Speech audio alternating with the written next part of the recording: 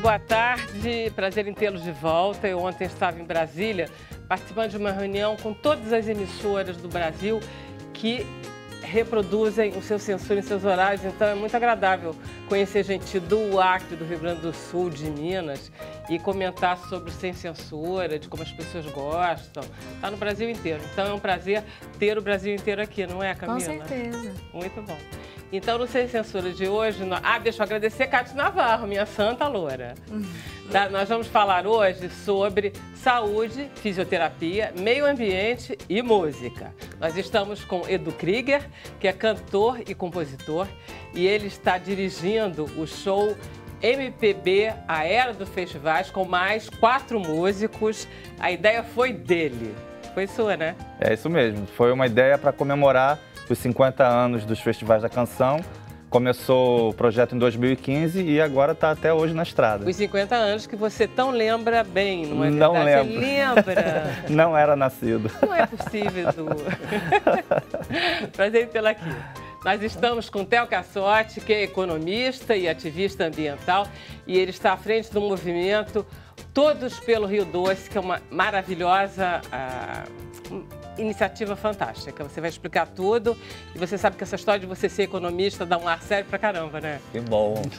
O movimento é um movimento da sociedade civil, formado 100% por voluntários, e nós queremos fazer no dia 5 de junho uma grande ação voluntária pelo Rio Doce para proteger centenas de nascentes em um só dia. Vai ser muito bacana. Me diga uma coisa, Theo, você é mineiro? Não, eu sou capixaba. Aí, viu? Tem tudo a ver, né? Pegou essa rebarba toda. Nós estamos com Francisco Miguel Pinto, que é fisioterapeuta, e ele vem nos falar sobre o método que ele próprio desenvolveu, que é a reprogramação da dinâmica muscular. Não é RPG. Não é RPG. Tem a ver? Totalmente diferente. Totalmente diferente? Totalmente diferente. Ok, você vai explicar tudo. Com certeza. Maravilha.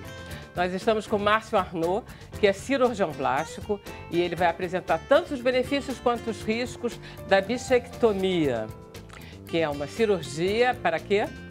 Uma cirurgia para remodelamento da face, em que a gente retira um pouquinho de gordura, mas eu tenho algumas coisas para falar mais para vocês mais para frente. Em suma, se você se acha bochechudo, não é isso?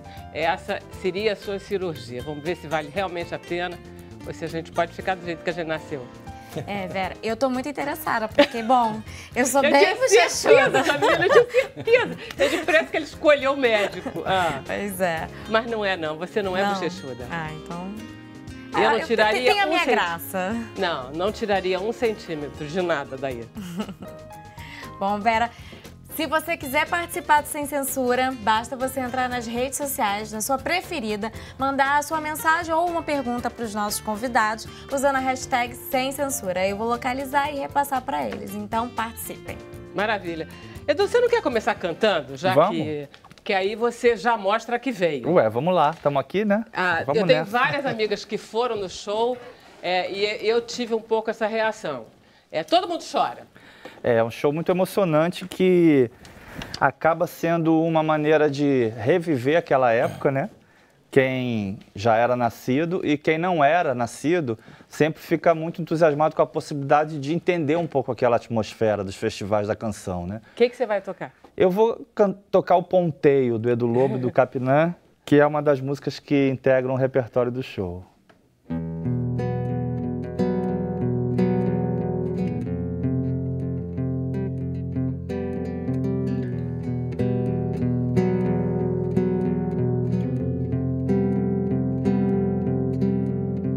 Era 1, era 2, era 100, era o mundo chegando e ninguém que soubesse que eu sou violeiro, que me desse um amor ou dinheiro. Era 1, era 2, era 100, vieram pra me perguntar: ô você de onde vai, pra onde vem? Diga logo o que tem pra contar. Parado no meio do mundo, senti chegar meu momento. Olhei pro mundo e não vi nem sombra, nem sol, nem vento. Quem me dera agora eu tivesse a viola pra cantar. Quem me dera agora eu tivesse a viola pra cantar. Quem me dera agora eu tivesse a viola pra cantar. Quem me dera agora eu tivesse a viola pra cantar.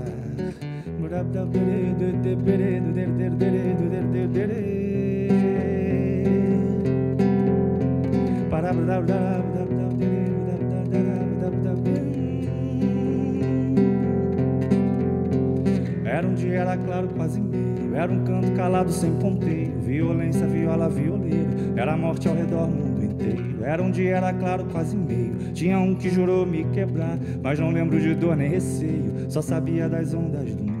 Jogaram a viola no mundo, mas fui lá no fundo buscar. Se eu tomo a viola, ponteio, o meu canto não posso parar, não. Quem me dera agora eu tivesse a viola pra cantar. Quem me dera agora eu tivesse a viola pra cantar. Ponteio, quem me dera agora eu tivesse a viola pra cantar. Quem me dera agora eu tivesse a viola pra cantar.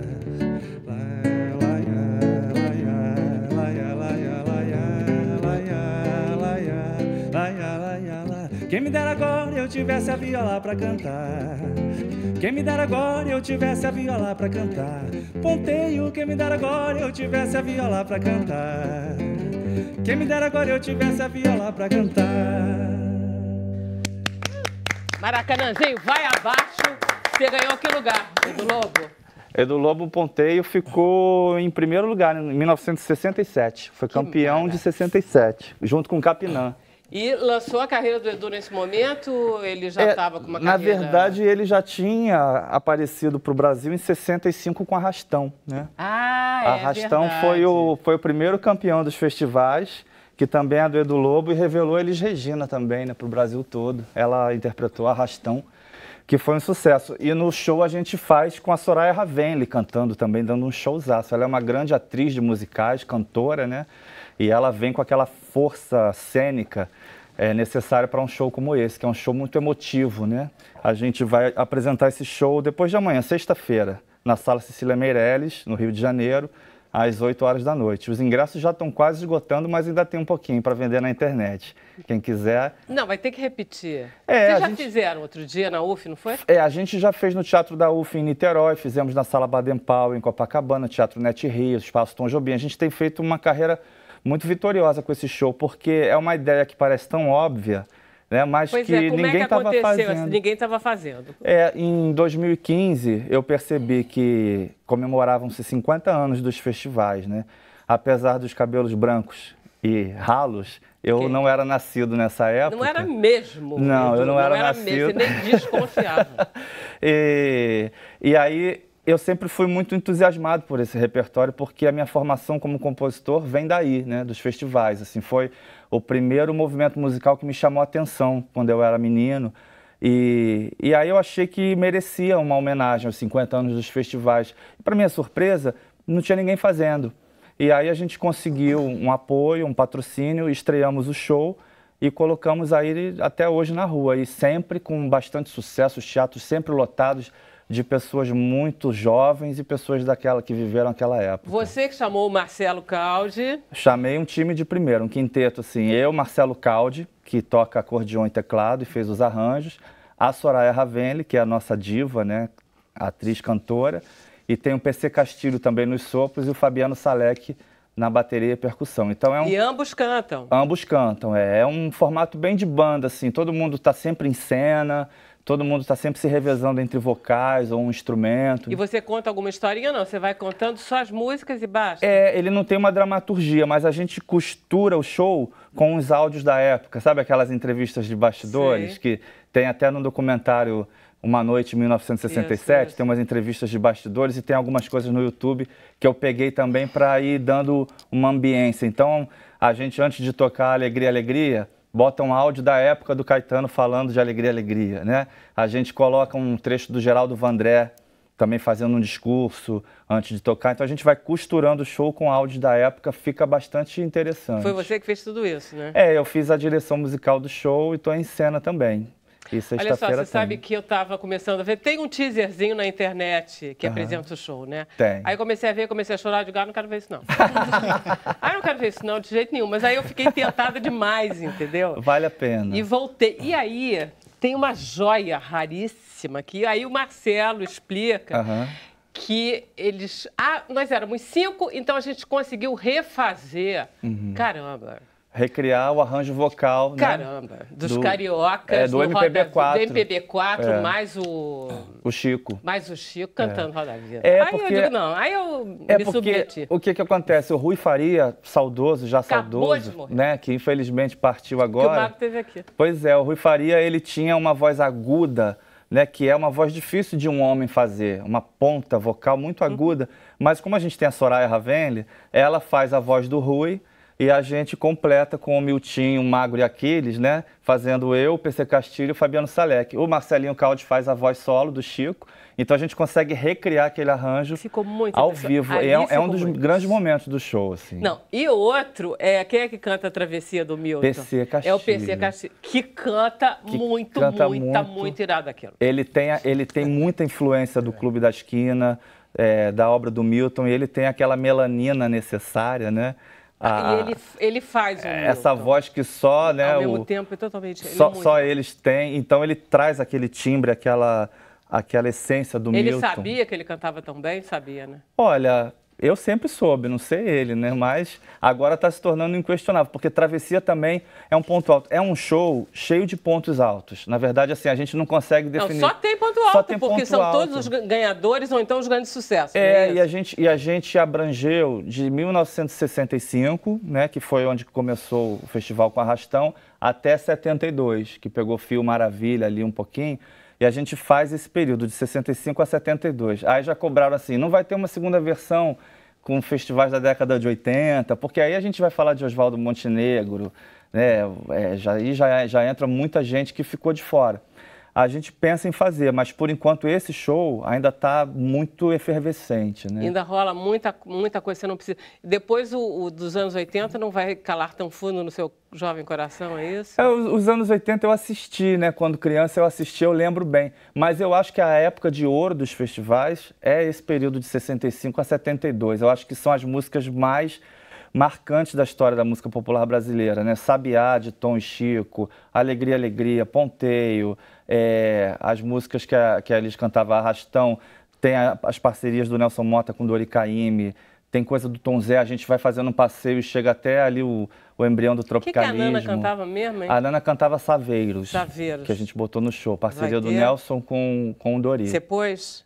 Colocamos. Caramba. E, enfim, as coisas do Vandré. Coisa do Chico, você pôs o que além de Roda Viva? Tem Carolina? Do Chico tem Carolina. Vocês puseram Carolina? Pusemos Carolina. Cara, o show tá redondaço. Caramba. A gente pôs Carolina, a gente pôs Sabiá, que é a parceria dele com o Tom. E se a gente não toca a banda, a gente nem sai, né? Tem que sair aí não tem escoltado, jeito. né? Imagina Soraya cantando, fundamental. Então a gente faz uma grande apoteose com a banda. Então, assim, é um show que, além de tudo, além da riqueza musical, ele tem um caráter de entretenimento muito importante, assim. Todo mundo sai de lá com a alma lavada. Não, mas total, a Zezé e a Emília, que são a editora e a coordenadora do programa, elas voltaram, só falavam disso durante 2 dias, entendeu? E você sabe o que é mais interessante? Assim, a gente está vivendo uma época de efervescência política. Isso. Que também quem assiste fica mais impactado porque é muito parecido.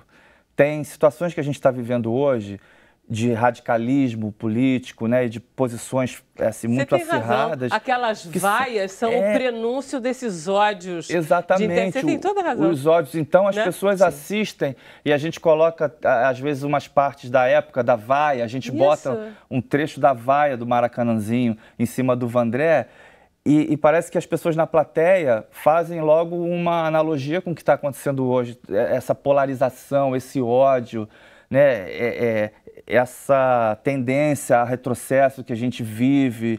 Né, Cara, porque a pessoa não conseguia abrir a boca, não conseguia ouvir o som da sua voz. Não conseguia. Porque ela estava sendo vaiada pesadamente. E, inclusive... Tem Sérgio que quebra o violão na plateia porque ele não aguenta. Não aguenta. E você sabe que a gente, num dos momentos do show também, a gente resgata, eu brinco dizendo que a gente vai fazer assim, um resgate, não é resgate assim, vai corrigir, né? Corrigir um momento histórico que é tocar a música que o Sérgio Ricardo tentou. Tentou, não conseguiu. Vaiaram tanto ele que ele quebrou o violão.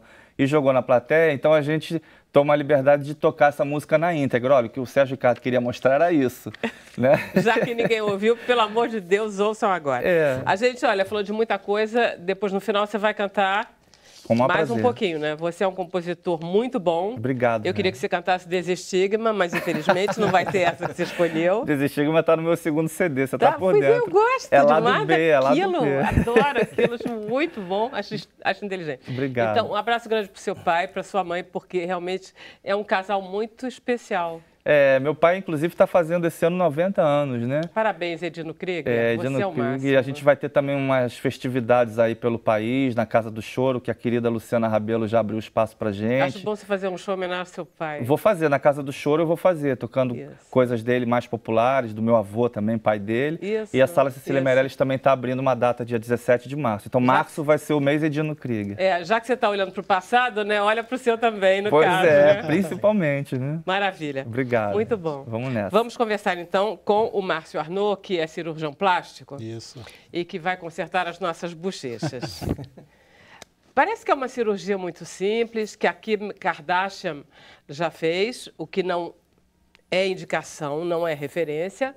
Parece que a Angelina Jolie também já fez, o que também não é referência. Ou Com seja, certeza não. As pessoas que têm mania de fazer cirurgia plástica, será que inventaram mais essa, doutor Márcio? Conta aí. Então, essa é uma cirurgia que ela nos últimos 5 anos aí, de lá para cá, ficou muito difundida, né? Muito na mídia. E eu acho que banalizou um pouco a questão da cirurgia. É um procedimento cirúrgico, como qualquer outro procedimento, e deve ser realizado com indicação e com profissional habilitado. Eu acho que é o principal. A questão da pessoa querer fazer uma cirurgia que ela nem sabe se tem indicação, eu acho que isso aí o problema já começa aí. Então, na verdade, tem que procurar um bom profissional, tem que ter uma queixa adequada. Qual é a indicação médica para você diminuir a sua bochecha? Então, não é médica, na verdade seria estética. Ah, tá. Realmente, sempre será estética, tá. A bichectomia, por que tem esse nome bichectomia? Isso, porque vem de um referencial anatômico chamado bola de Bichat, que é uma gordura que a gente tem por dentro da boca, tá? E essa bola de Bichat é o que dá essa projeçãozinha nessa região aqui, não é a bochecha, é mais aqui embaixo. Que dá como se fosse a marcação da maquiagem, que as mulheres às vezes passam aqui nessa região.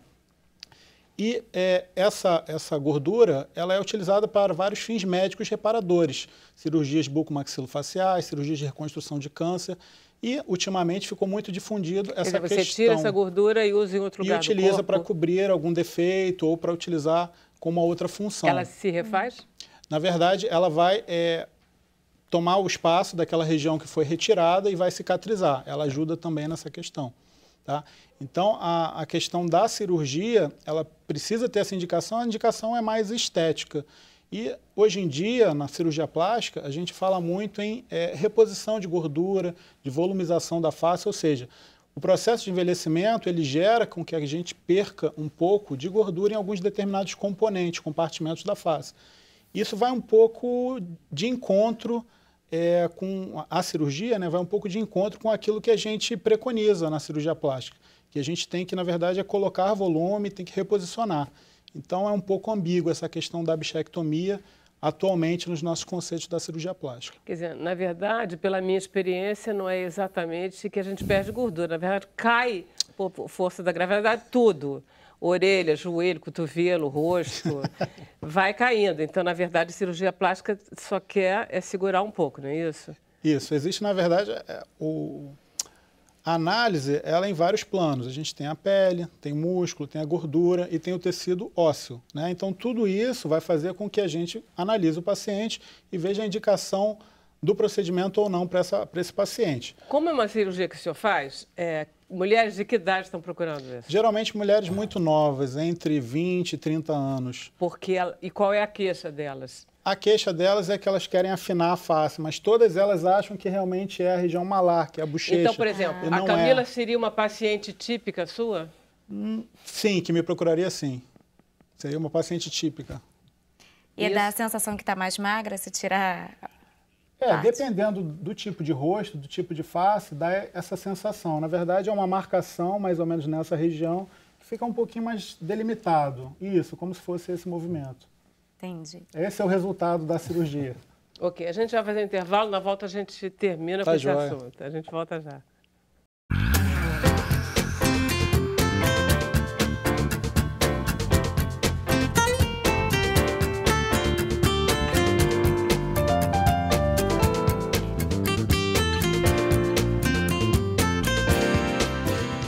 Estamos de volta com Sem Censura, Camila. Olha, tem um comentário aqui da Seis Lucy, ela comenta: queria a cirurgia de colocar as bochechas de volta sem ganhar os 10 quilos que eu perdi. Tem também esse tipo de cirurgia? Existe sim. Hoje em dia, aquilo que eu estava falando, existe esse conceito da gente reposicionar as estruturas gordurosas da face, os compartimentos, e a gente indica isso de lipoenxertia, né? Ou seja, tirar gordura de alguma outra região do corpo e colocar em determinadas áreas que às vezes estejam faltando. Doutor Márcio, essa cirurgia é um pouco uma lipoaspiração ou não? Não tem nada a ver, tem que ser cirúrgica, você tem que desenhar a gordura toda e tirar ela fora. Isso. E é por dentro, né? O acesso é por dentro da boca, por isso que ela é muito difundida também. Os dentistas fazem. Isso, os dentistas também estão habilitados, os dentistas que fazem especialização estão habilitados, e assim como os cirurgiões plásticos, os cirurgiões crânio-maxilofaciais, a gente faz uma pequena incisão por dentro da boca, então não tem nenhuma cicatriz externa.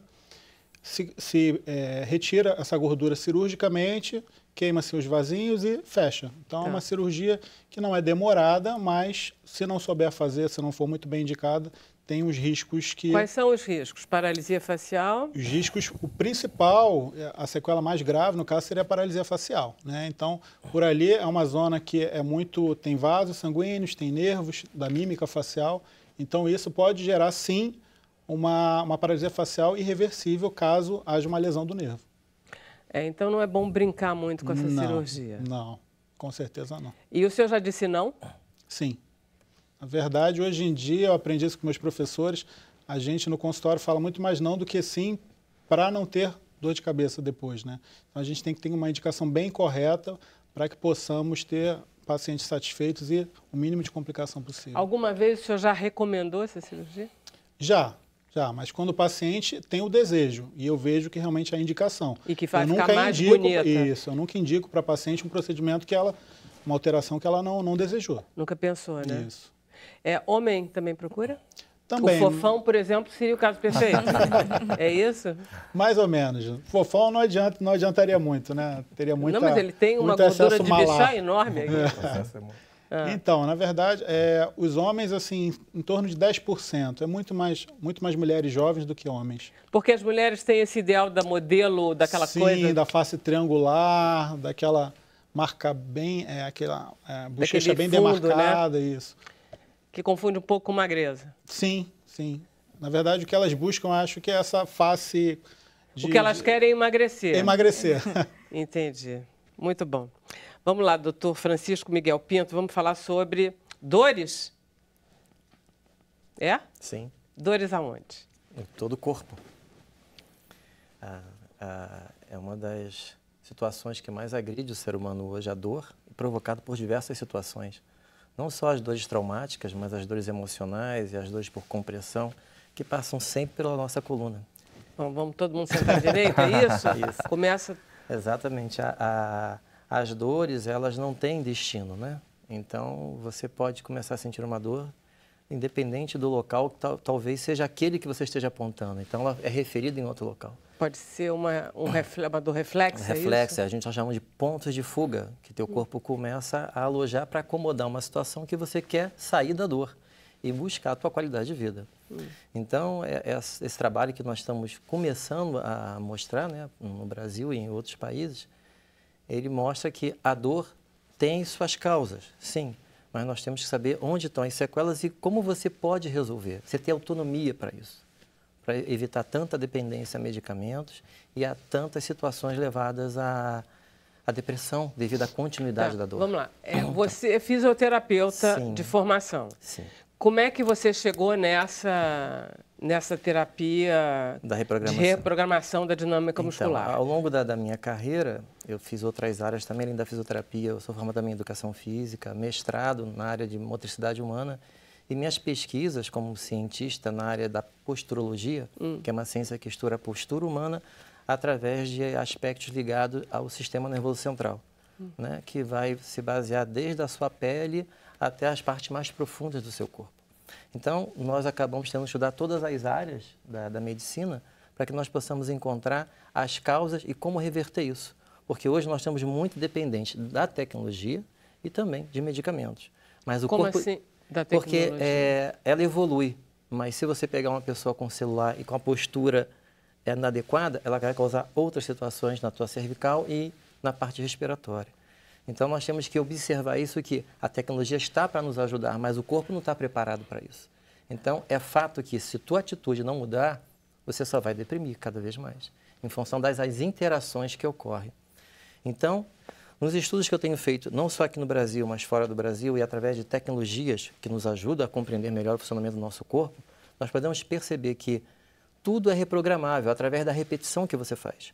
Então, uma atitude de você sentar errado, ou da forma como você coloca a voz, até nós conversando antes sobre a postura do paciente Sim. em relação a próprios exercícios, que ele não quer fazer exercícios faciais, isso está tudo ligado a você. Então, se você repete esses vícios sem consciência e você coloca toda a responsabilidade ao profissional de saúde, que nós temos que resolver tudo, você perde a autonomia. Então, nessa metodologia, nós ensinamos o quê? A fazer uma reprogramação. E ela começa através do seu próprio corpo. Perder o medo do seu corpo. Porque eu te levo aqui à sua prisão. Compreendeu? Tá. Essa seria uma das bases. E como interpretar esse sentimento? Como isso vem tudo através de uma ciência chamada propriocepção. Como a gente está ouvindo fantástico a música, a gente percebe o corpo, né? Vem a sensibilidade. Tudo é propriocepção. A visão, a sonorização e o tato. Nós temos determinados captores do nosso corpo que eles são corpóreos, né, dentro da sua, cada um com uma especificidade, e ele mostra o que você está sentindo, até numa plateia, como você colocou muito bem, né, que, eu escutei, já saí de lá encantada, porque você não só escutou, você sentiu. Então, essa sensação que nós temos que fazer com que as pessoas que estão com dor possam desbloquear esses caminhos. Bom, então, basicamente, a queixa primeira é dor. Seria dor, mas existem outras situações, que são os bloqueios articulares. Pessoas que não conseguem mexer a cervical, tem limitação do braço e às vezes não tem uma lesão específica. Aí vai fazer vários exames, não identifica os exames, fica com medicamentos para poder controlar o quadro álgico, mas o bloqueio está lá e você vê que tem outros comprometimentos, que às vezes pode estar numa pisada inadequada, que vão refletir em você. A forma de você sentar sempre o mesmo tempo em locais da sua residência, às vezes o problema está dentro da sua casa, num sofá muito flexível, e você está sentando na mesma posição há anos.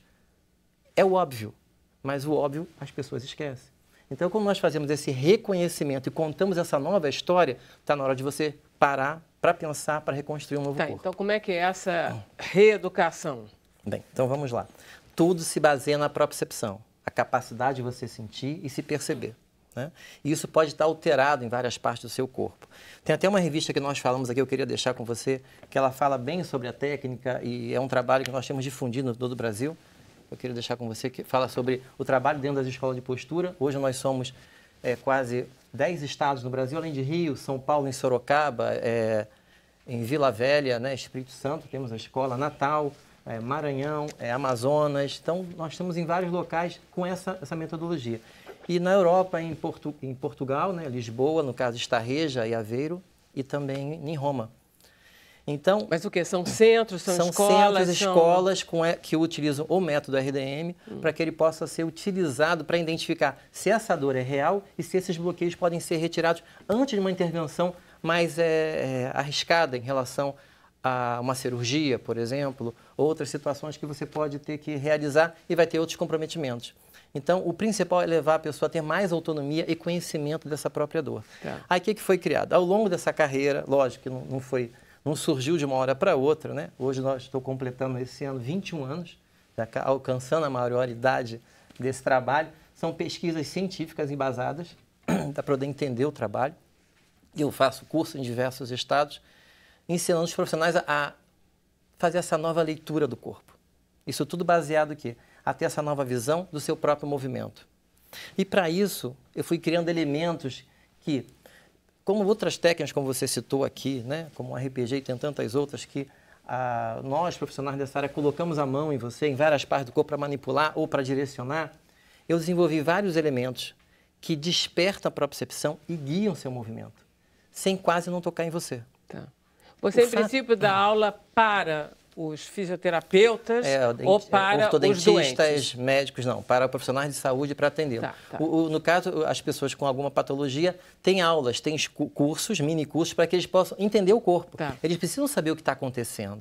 Aí, para isso, eu vou só mostrar aqui para os telespectadores que são elementos coloridos, né? Até quando eu estou em outros países, perguntam, é por causa da bandeira do Brasil? Eu falei, não, eu adoro o meu país, mas não é por causa da bandeira do Brasil. É porque existe uma técnica que trabalha com cores e intensidade de força.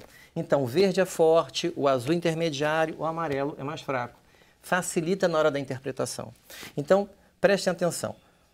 Previamente, para eu identificar qualquer alteração no corpo de uma pessoa, eu vou fazer uma leitura corporal. Existe um exame que nós fazemos dentro desses locais, né? E consultórios, que nós avaliamos os desvios do seu corpo e as tensões musculares, que às vezes você não percebe, até em relação à face. A pessoa já apresenta uma sensação de assimetria de contração. Sim. Concorda? Concordo. E a partir daí, nós podemos perceber que isso está ligado no teu músculo postural. E até o ato de cantar pode melhorar com a tua postura. Com certeza você, na hora que vai colocar o violão, né, você se posiciona aí, a voz melhora. Então, há pessoas que perdem seus talentos por uma postura inadequada, porque ele não foi informado ou não teve tempo de trabalhar essa motricidade, que tem uma faixa etária ideal, quando criança, que vai do 0 aos 5 anos. Nós podemos estimular muito essas situações. Você está se deixando fazer muito pouco isso. Mas é uma outra situação. Tá. Então, o que nós vamos fazer? Identificados os pontos, nós vamos colocar os elementos, vamos escolher a cor, de acordo com a intensidade e a queixa local, e vamos colocar no ombro, na cervical, embaixo do joelho, né? Em locais específicos. Aí a pessoa vai ficar toda verde, ou toda azul, ou toda amarela. Aí ela está deitada de barriga para cima, né? E nós passamos a pedir para que ela faça uma pequena pressão em cada ponto. Então vamos dizer que eu coloque no Márcio aqui, né, Márcio? Vou pegar o Márcio como exemplo.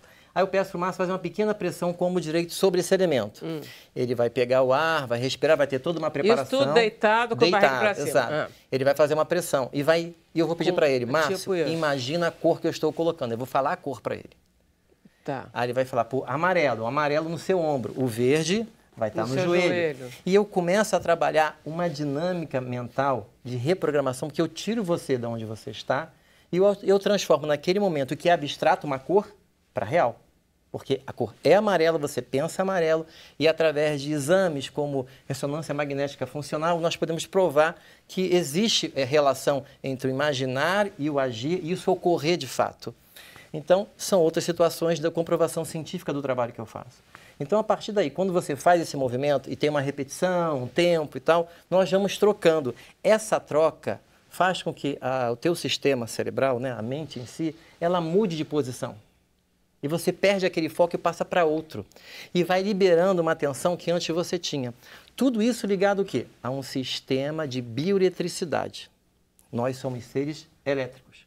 E através dessa eletricidade, como são elementos de espuma, tá? Nós conseguimos fazer o isolamento e liberar aquele ponto. Você faria com apertar dos dedos, lembra do trigger point? Alguém já passou de alguém fez massagem, apertar? Isso. Então, eu não faço isso. Nós colocamos, porque é uma contração elétrica, é uma contração muscular, faz um espasmo, nós colocamos, desfazemos aquele isolamento, a energia é dissipada e a função muscular retorna, porque o cérebro está sendo informado de uma forma progressiva de que ele tem que voltar ao normal.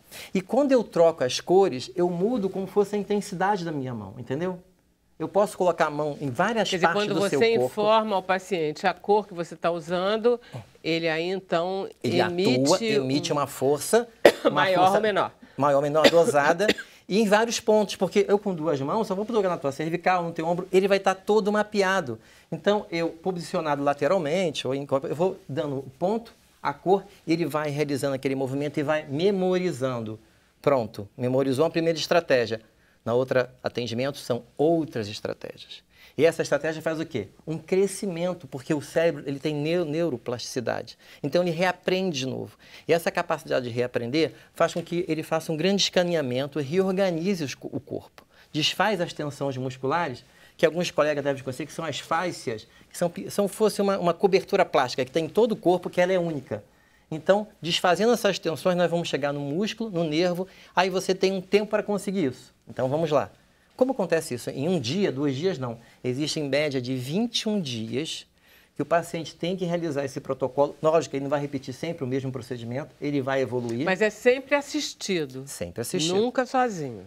em determinado momento, porque ele vai aprender. Aí está a grande mudança desse método, porque eu quero tornar o paciente com autonomia, com capacidade de dar continuidade ao trabalho. Porque quem tem uma alteração na coluna, uma hérnia de disco, seja cervical ou uma dor, né, ligada a uma cefaleia crônica, ele tem que aprender a fazer esse tratamento. Senão ele vai ficar dependente da terapia para sempre. Então, aí entra a autonomia, porque cada vez que o profissional marca os pontos e repete, em 21 dias ele está o quê? Condicionado. Ele estando condicionado, ele começa a fazer em casa, antes de levantar. Existe uma estratégia que eu dou para todos os pacientes, se você quiser eu passo aqui, que nós podemos fazer isso mesmo sem os elementos, fazer de forma global para que nós possamos levantar melhor. Tá, faça isso. Vamos tentar? Antes da gente ir para o intervalo. Vamos ver? Podemos? Vamos lá. Então tá. Então, é uma estratégia global que todos podem fazer. Geralmente a gente levanta ou 6 ou 7, cada um no horário específico, né? Levante 5 minutos antes. Marque no seu relógio, né? O despertador. E coloque 5 minutos depois, para que você não durma e depois vai dizer que você passou do horário. Então, coloque 2 despertadores. Ao acordar no primeiro despertador, você retira o seu travesseiro. Se você tiver a cabeça muito projetada, não retira, né? Porque às vezes fica um espaço muito grande. Ou coloca um travesseiro mais fino. E você, de barriga para cima, você vai pressionar o calcanhar na cama, numa inspiração, numa expiração. Vai pressionar depois, fazendo a contração do joelho, numa inspiração, numa expiração. Sem forçar. Vai pressionar para baixo. Para baixo, em direção ao próprio colchão. Tá. Vai contrair a relação, o glúteo. Pega o ar, solta o ar. Vai contrair o abdômen. Pega o ar, solta o ar. Inspira, enche a caixa torácica e vai fazendo uma escada. Aí vai com as mãos, com a palma da mão para cima. Estão me seguindo ou estou muito rápido? Não, tá ótimo. Então, você já pressione a palma da mão contra o colchão, mas sempre de forma suave, não cause exagero. Tá. Porque o pouco é muito. E fica quanto tempo em cada... Numa inspiração, numa expiração. Só esse tempo, Só entendi. isso. Aí você aperta os ombros e se a cabeça apoia, você aperta também. Sempre leve, não exagere. Não esqueça dessa frase, o pouco é muito. Tá. Aí você chegou na cabeça, volta. Cabeça, mãos, tórax, abdômen, glúteo, joelho e pé. Relaxou. Nesse momento, você fez um scanner do seu corpo. Tá. Aí você vira de lado e não pula da cama, né? Sai tranquilamente, pronto. Você reconheceu todo, ele ativou o seu corpo para você levantar e ter uma manhã e um dia perfeito. Maravilha, gostei. Podemos tentar isso? Podemos tentar isso. Olha, 7 dias. 7 dias e mandar os relatos depois. Maravilha. Meu bisavô sempre dizia, tem que levantar com calma. Isso. E reconhecer o corpo, porque o avanço das fases da nossa idade vai fazendo com que essa própria percepção seja reduzida. Então, nós temos que melhorar. Quanto maior a percepção, mais entendimento de você mesmo no seu meio, entendeu? Tá certíssimo. Ok? Gostei. Eu faço tudo errado. Eu levanto, parece que eu estou levantando sempre para apagar um incêndio. Eu estou completamente errado. Vou chamar você aqui semana que vem e perguntar. 7 dias. Estamos convocados. Então. Beleza. Vamos para o intervalo, a gente já volta.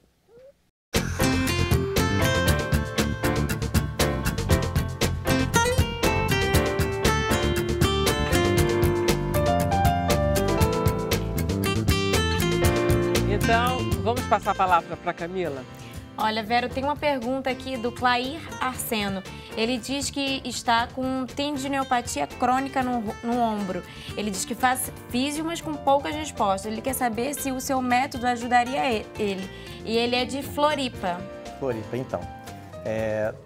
Tem que verificar no nosso site, nós temos um formando lá. Mas o primeiro, nós temos que fazer uma análise. Ele vai ter que trazer os exames para identificar se a cronicidade dessa situação, né?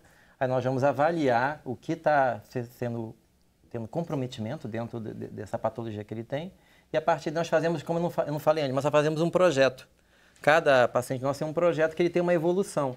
Aí nós vamos colocar as fases de evolução e começar a tratar. Então tem um período de adaptação que nós vamos saber se a dor vai começar a reduzir dentro da patologia. Então tem várias... o site, ele tem que achar pelo site. No site ele tem o site www.escoladepostura.com.br ou, se ele quer conhecer melhor o método, www.metodordm.com.br.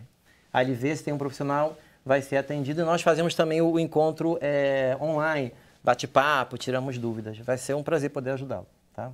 Tá. Claro. Tem um comentário aqui da Alessandra Rodrigues. Ela comentou, muito interessante a explicação sobre propriocepção. Lembrar que dor tem relação íntima com aspectos emocionais e que podem levar à depressão é fundamental. Que bom. Maravilha. Compreendeu. Compreendeu mesmo, né? Que bom. Então, lá, vamos conversar, então, com o Theo Cassotti, que é economista e ambientalista. E ele já está vestido com a camisa. Um colete de voluntário. Você sempre fez voluntariado? Desde 2002 a 2006, eu fui coordenador de uma ONG aqui no Rio, chamado Sonhar Acordado, e que atuava com grandes mobilizações de voluntários aqui, realizando grandes festas para crianças de baixa renda no estado, o Dia do Sonho e a Festa de Natal. O nome da ONG se chama Sonhar Acordado. E recentemente, em dezembro de 2016, eu e alguns amigos, nós criamos um movimento da sociedade civil, formado só por voluntários, 100% por voluntários, com o intuito de ajudar no Rio Doce. Nós queríamos muito ajudar o Rio Doce. E qual é a forma que a gente vai ajudar, que a gente pretende ajudar? Por que você chegou no Rio Doce? Já que quer dizer, se você estava aqui é porque você estava morando no Rio ou você mora no Rio. Mas sendo você capixaba, você mora em Vitória? Quer dizer, você é de Vitória, de onde você é? Eu nasci em Cachoeiro, de Itapemirim, no Espírito Santo. Cara, é mais para dentro. E vim fazer faculdade no Rio de Janeiro e moro aqui no Rio já tem quase 15 anos. E esse negócio da Samarco, do Rio Doce, isso te pegou como? Em que momento? Primeiro, que eu sou pai. Eu tenho uma filha de 8 anos, que eu amo ela e quero dar um exemplo para ela realizando um trabalho voluntário. Segundo, sou capixaba e não posso ficar parado. Então, eu tive uma vontade muito grande de ajudar o Rio Doce. E quando eu vi um vídeo do Let's Do It, que foi a maior ação voluntária na Estônia, em 2008, eles mobilizaram quase 50 mil pessoas em um dia e fizeram uma limpeza do país em um dia. Limpeza de lixo? Limpeza de lixo. Foi uma grande mobilização voluntária na Estônia. Eles conseguiram mobilizar artistas, ONGs, governos, todo mundo em prol do país, concorda? Porque assim, é a sociedade civil se organizando. A gente comenta muito assim de não esperar mais heróis. A gente precisa organizar enquanto sociedade civil. Nós somos numerosos demais para ficarmos esperando ações de governo. Só a bacia do Rio Doce tem mais de 6 milhões de pessoas. A gente não precisa esperar ninguém, a gente precisa se organizar. E tem ONGs que já vem fazendo grande atuação lá, tá? E, enfim, então nós queremos muito realizar o dia 5 de junho. É o Dia Mundial do Meio Ambiente. Nós queremos fazer um grande dia pelo Rio Doce. E como é que nós vamos fazer esse grande dia? Primeiro, com vários parceiros estratégicos que nós temos fechado parceria. Entre eles, o Instituto Terra, do Sebastião Salgado, está junto conosco. Caramba, ele está no meio do sufoco, né? Porque aquela coisa maravilhosa que ele fez de reflorestar toda uma região foi praticamente posta abaixo por causa do Rio Doce poluído, né? Mas o Instituto Terra tem feito um trabalho excelente já de anos de recuperação de nascentes. Então, eles estão junto conosco nessa iniciativa. A Cruz Vermelha do Estado vai coordenar toda a parte de saúde e segurança da ação. O governo do Estado está nos apoiando também através da Secretaria de Meio Ambiente, com a mobilização de escolas e também um apoio logístico para o dia dessa ação. Outras empresas também estão participando com um grupo de voluntariado. Nós estamos convidando também empresas do Espírito Santo, empresas de Minas Gerais, ONGs, enfim, a sociedade civil. É um grande convite para a sociedade civil para que nos ajude a proteger as nascentes do Rio Doce no dia 5. Maravilha. A gente tem um vídeo sobre isso, então a gente passa o vídeo para a gente ver como é que está o vídeo. O vídeo foi uma ação piloto que nós fizemos no ano passado, já em preparação para a ação do dia 5 de junho. Maravilha. Então vamos assistir, por favor, Daniel.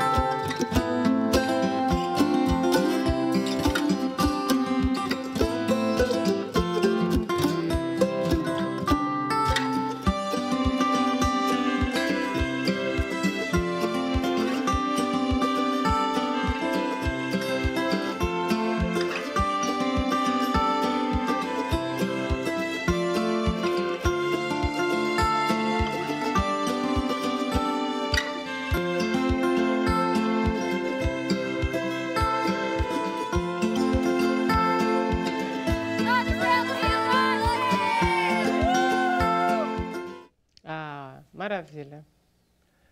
Muito lindo. Ele Então, parou no meio, né? Ainda tinha mais 3 minutos, né? Não, terminou. Essa foi a primeira ação piloto que nós fizemos. No dia 10, nós protegemos 5 nascentes e plantamos 1.500 mudas nesse dia, em outubro do ano passado. Agora, no dia 10 de março, nós iremos fazer uma segunda ação piloto com mais de 20 nascentes. São fases de preparação até para o grande dia, que é o dia 5 de junho desse ano. Me explica uma coisa, eu estava lendo que vocês querem cercar 50 nascentes, pelo menos, no dia... Não, a ideia... Quantas são? Proteger com cercamento 1.000 nascentes em um único dia. A gente protege do que com cercamento? A gente protege o olho d'água, que é uma das partes mais importantes de proteção de nascentes. Protege de quê? Da ação do homem? Não, a gente protege do gado. Para o gado não entrar, não pisotear as plantas nativas, porque com a planta é super importante que essa planta cresça, que a natureza cresça, para que a água infiltre e dali do olho d'água brote mais água, que são as torneiras do bem, que vão regar o Rio Doce. O Rio Doce tem mais de 360 mil nascentes, estima-se. Tá, e vocês estão pretendendo, então, proteger no dia 5, por exemplo, todo mundo que vier vai cercar esses olhos d'água. Nós vamos fazer um trabalho de cercamento no dia 5. Nós não vamos fazer um trabalho de plantio específico nesse dia, porque não é uma época boa de plantio. A época começa em outubro, então a ação é principalmente de cercamento de nascente, que é uma das etapas mais importantes. Como é que está a situação atual no Rio Doce?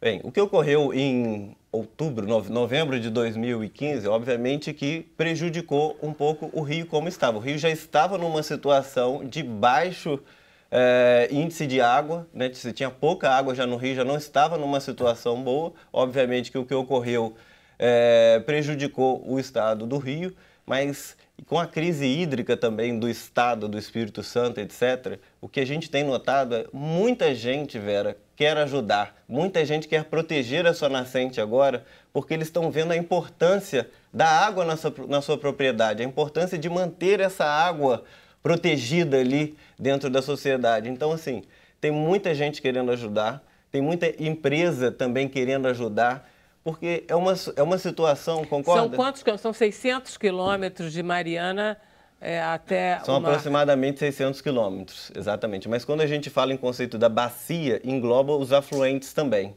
Então, o que nós queremos ajudar a proteger são todas as nascentes do Rio Doce, né?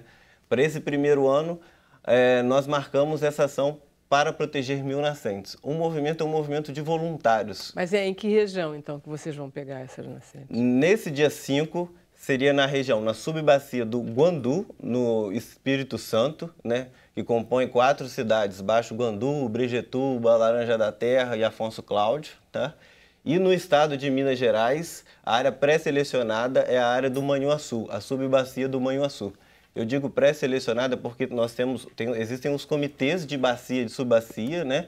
Então, eles estão...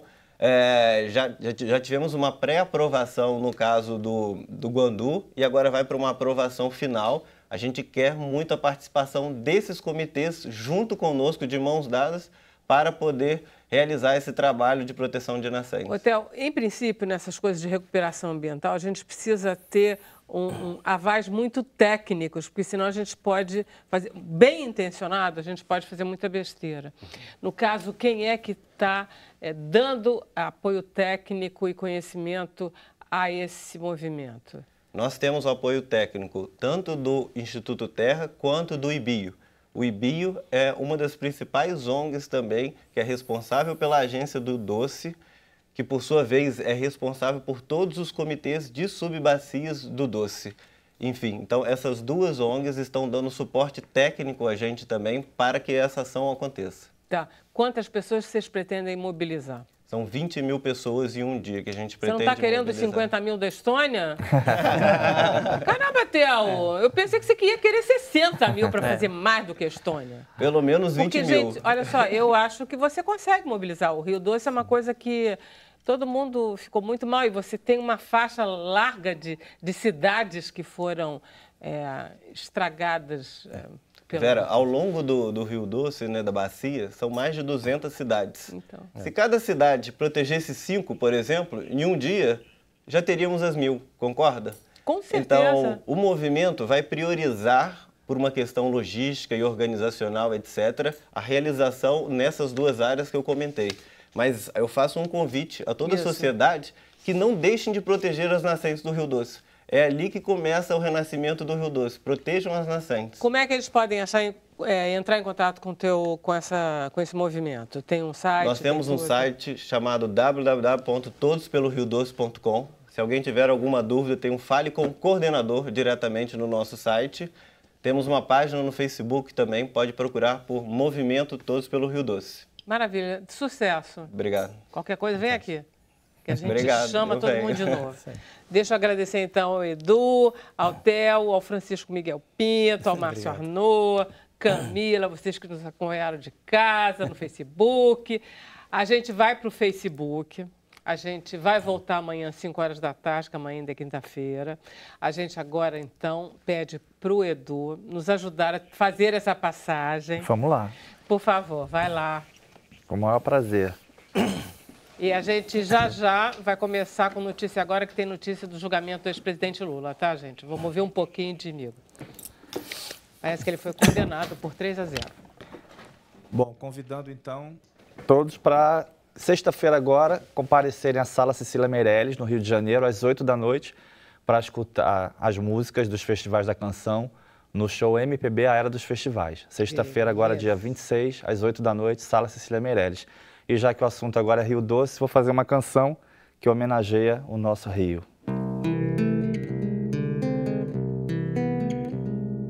Quanta saudade do gigante Rio Doce, que em seu leito sempre trouxe tanta vida e tanta paz. Quantas cidades da nascente até Linhares davam graças em seus lares pelas águas fluviais. Mas uma empresa que não vale uma cisterna molha a mão de quem governa, dando rios de dinheiro. Rompe a represa e a desordem do progresso, faz a lama do Congresso soterrar o Rio inteiro. Rompe a represa e a desordem do progresso, faz a lama do Congresso soterrar o Rio inteiro. A lama sem alma que a água do rio secou, derrama e exala um cheiro tão forte de dor.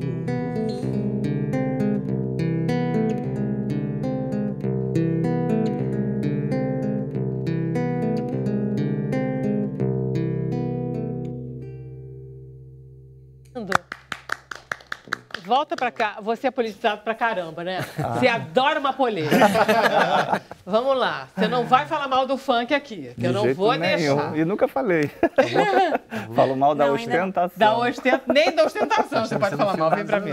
Isso, a gente continua agora mais um pouquinho no Facebook, né? Isso, agora é Facebook. Agora vale tudo. Vale tudo agora. Como vale tudo, gente? Que isso agora?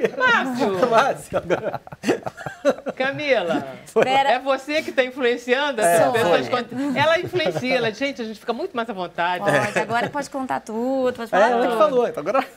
Mas antes eu queria fazer uma correção, porque eu falei o Clair Arseno, e na verdade é a Clair Arseno. Então, assim, só para corrigir. Não vale. Não posso errar. Obrigado pelo contato.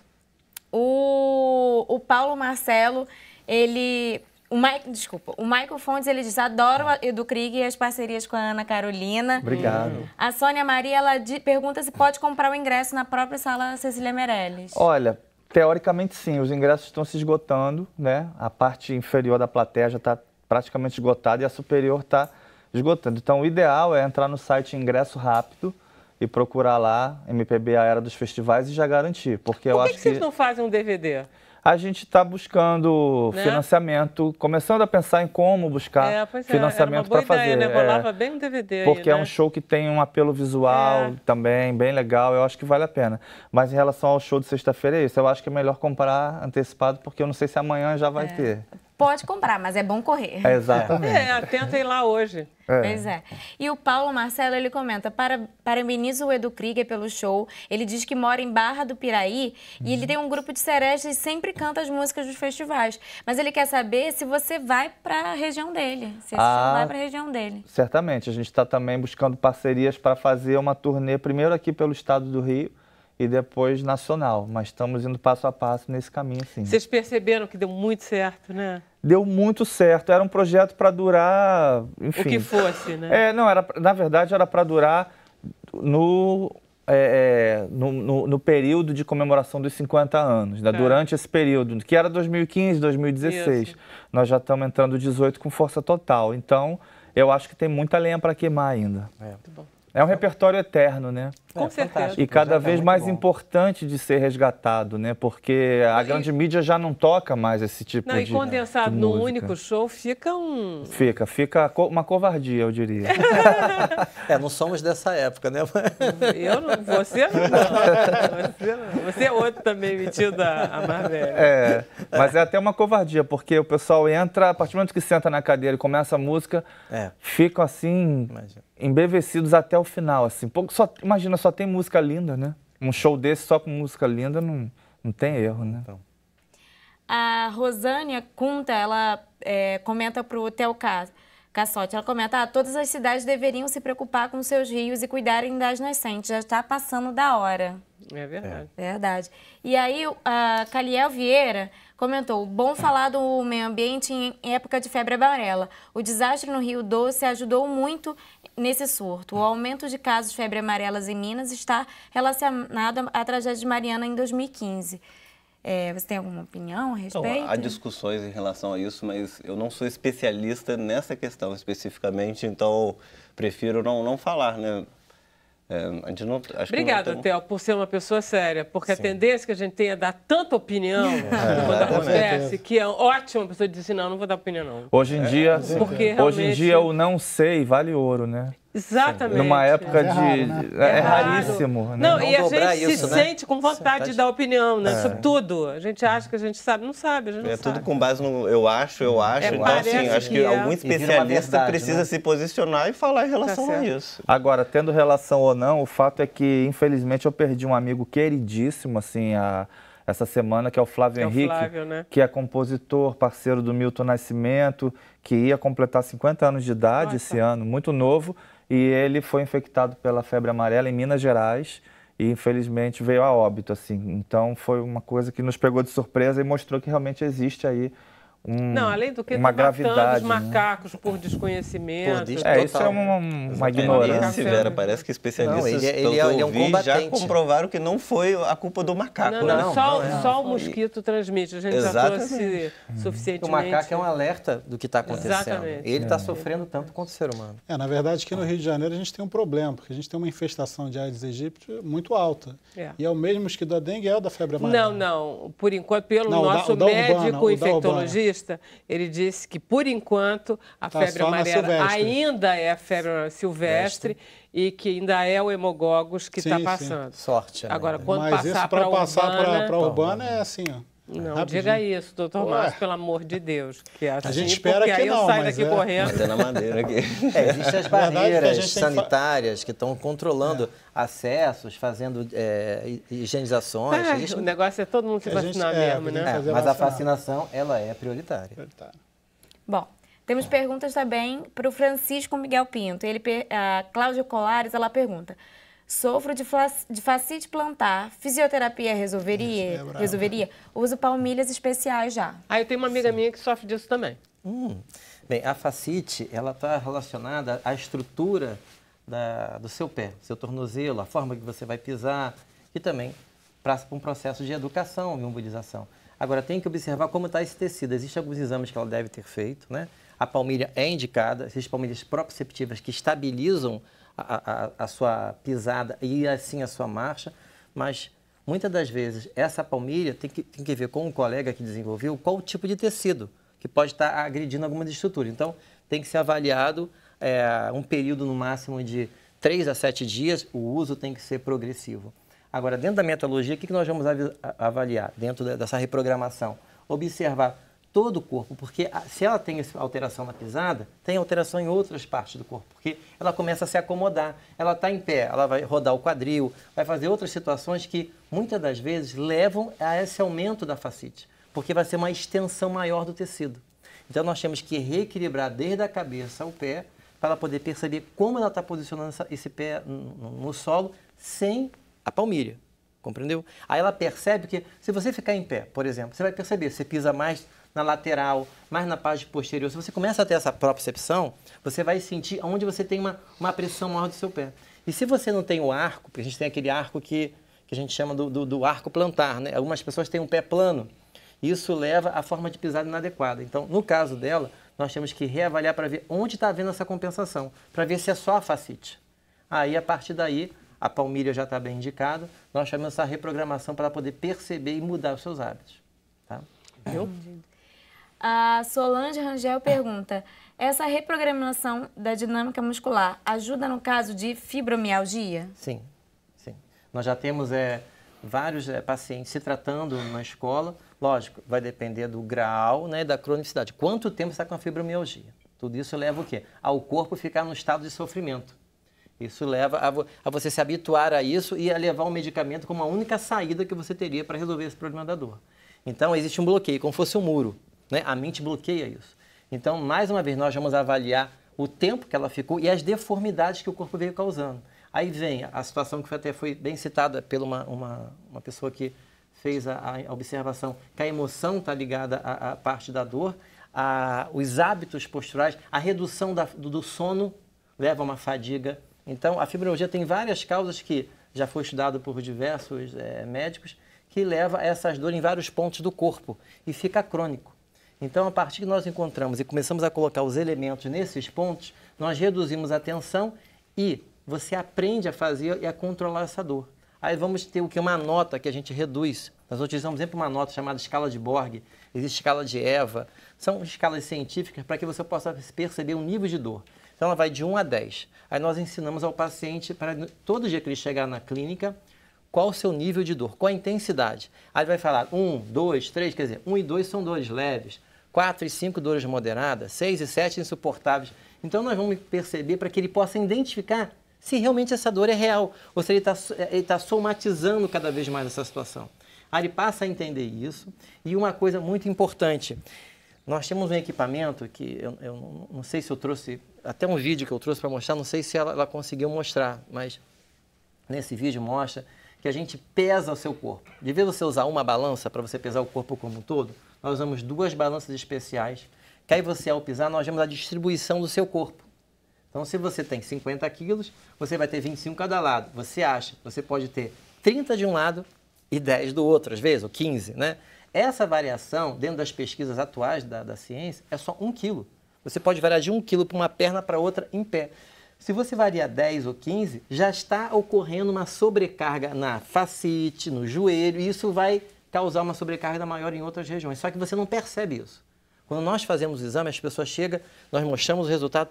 Poxa, mas eu estou 9 quilos, eu estou 6 quilos, eu não sinto isso. Porque o corpo entra no quê? Na situação de acomodação. Ele acha normal, então você não sente. Então aí tem o fato de fazer esse estalo de você auto-perceber, entendeu? Então no caso dela tem que fazer essa nova análise, tá? Para reprogramar. Ok. E Vera, para finalizar, a Jacira Marisa, ela pede para você repetir o site. Os dois? Tem o site do RDM, que é www.metodordm.com.br, e tem o site da escola, onde ficam inseridos os profissionais, né? Que é www.escoladepostura.com.br. É isso. Maravilha. Então, doutor Márcio, eu acho que o senhor vai ter muitos telefonemas, porque se ninguém ligou para cá, isso é porque vai ser tudo direto para o seu consultório. É um bando de gente que não vai ter coragem de dizer que está querendo. Tem uma pergunta. Eu posso imaginar. Depois você me conta. Vera, tem uma pergunta. A gente fazendo a cirurgia hoje, fica tudo bem para o carnaval? Quanto tempo de recuperação? Já está querendo fazer os planos, né? Não foi ela, foi uma telespectadora. Foi a telespectadora. Telespectadora, sim. O edema demora um pouquinho, tá? Demora mais ou menos um mês aí para ir embora. A mancha, a equimose, o roxo vai um pouquinho antes, uns 15 dias mais ou menos. mas o edema ele demora um pouquinho mais, o inchaço. Vai ter que se fantasiar de odalisca. Rosto, tá resolvido. rosto, não. Já tá. Gente, a gente volta amanhã? Certo. Obrigada. Até lá.